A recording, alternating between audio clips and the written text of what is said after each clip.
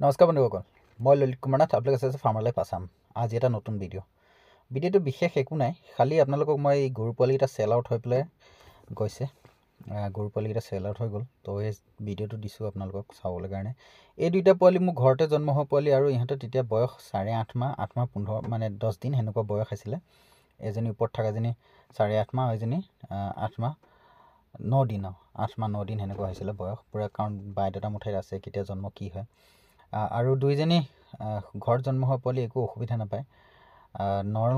একদম নৰ্মেলতকৈ নৰ্মেল খানা, নৰ্মেলতকৈ নৰ্মেল ডাইটত থাকিব সিহঁতে, আৰু তেওঁলোকৰ ঘৰত খুব ভালকৈ থাকিব মই আশা কৰোঁ। কাৰণ মোৰ ঠাইত এনিমেল খুব বেছি কাৰণে অলপমান ক্ষীণ হয়, আৰু ঘাঁহৰো প্ৰব্লেম। ঘাঁহখিনিত আপোনাৰ এবাৰ অলপমান কাম কৰিব নোৱাৰিলোঁ, তো হ'লেও দুটা এই দাদাজন ৰখি আছে, তেখেতকে মই বেচিছোঁ। তো এনেকুৱা গিৰ পোৱালি লাগিলে এবাৰতো নাপাবই, অহাবাৰলৈ পাব, কাৰণ এবাৰ নাই আৰু বেচিবলৈ। কিন্তু গিৰ আহি আছে, অহা মাহত গিৰ কেইটামান আহিব। একদম দাদা কেইজনমানৰ একদম এৰিব নোৱাৰা, মানে তেওঁলোকক আনি দিব লাগিব। আৰু তেওঁলোকক ফাৰ্ষ্ট টাইম প্ৰেগনেণ্ট হিপাৰ 6-7 মাহৰ সম্পূৰ্ণ একদম ভাল পেডিগ্ৰী, একদম ধুনীয়া পেডিগ্ৰী চাই থৈছোঁ, অলৰেডি চাই থৈছোঁ তেওঁলোকৰ কাৰণে।